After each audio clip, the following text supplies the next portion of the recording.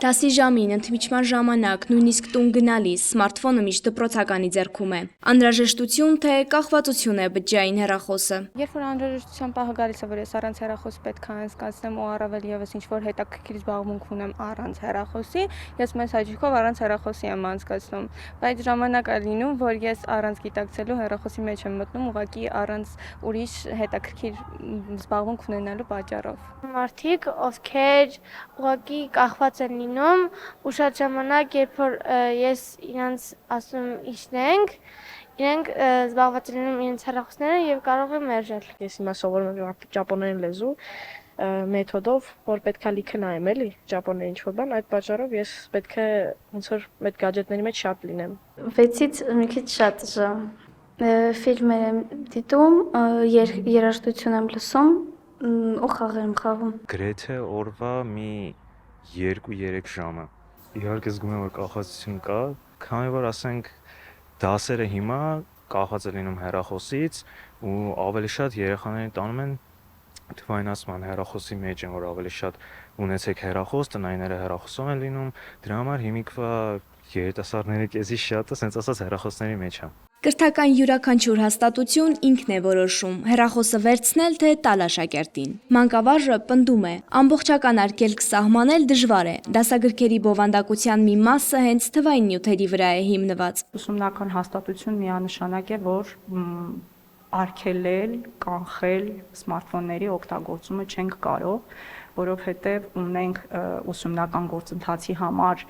կիրառելիության իր անհրաժեշտության կարևոր բաղադրիչը,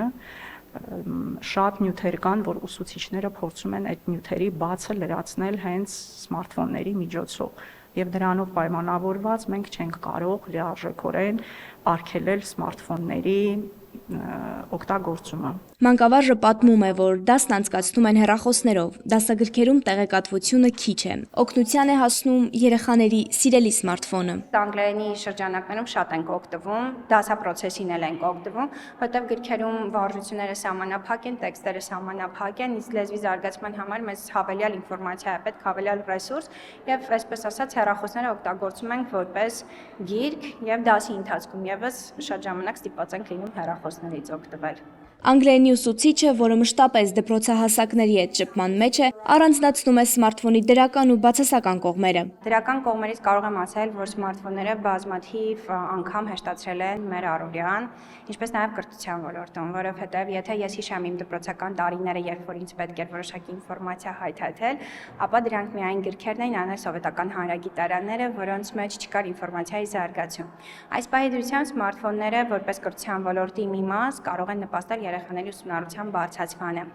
բայց նաև նպաստում են նրանց ծուլացման, որովհետև նրանք արդեն սովորել են այդ գadgetներից այնպես օգտվել ու այնպես հմուտ օգտվել, որ այն ժամանակահատվածը, որ պիտի ծախսեին իրենց գիտելիքների զարգացման վրա, ուղղակի այսպես ծախսում են ավտոմատացված աշխատանքի վրա եւ արագ վերցնում են։ Դեռահասների ավելի քան 60% նորական 4 ժամից ավել օգտագործում է սմարթֆոն, ինչն ունի բացասական հետևանքներ՝ տեսողության վնասում, նյարդային համակարգի խանգարումներ, հակում դեպրեսիայի։ Կան իհարկե դասարաններ, որտեղ որ անհրաժեշտություն է դառնում շատ ժամանակ հեռախոսները հավաքելը, որովհետև երեխաները, ինչպես արդեն ասացի, նպատակային չեն օգտագործում դրանք եւ ստացվում է, որ հեռախոսները ավելորդ շեղում են ուսումնական գործընթացից եւ ավելորդ ագրեսիվություն են առաջացնում իրենց մոտ։ Գաղտնիք չեմ լինի բացահայտած, որ շատերը, անգամ մեծերը կախվածություն ունենալով հանդերձ չեն գիտակցում, որ իրենք ունեն այդ կախվածությունը։ Մենք մեր դերում, մեր տեղում պետք է փորձենք հնարավորինս լցնել այդ բացը երեխաներին ոչ ֆորմալ կրթության ձևերի մեջ ընդգրկելով։ Այն պահից, երբ հեռախոսը սկսում է կառավարել մեզ, կտրելով իրականությունից, ուրեմն ժամանակն է անջատել էկրանը։ Շողեր Ղլիջյան, Կարապետ Կարապետյան, Արմալուր։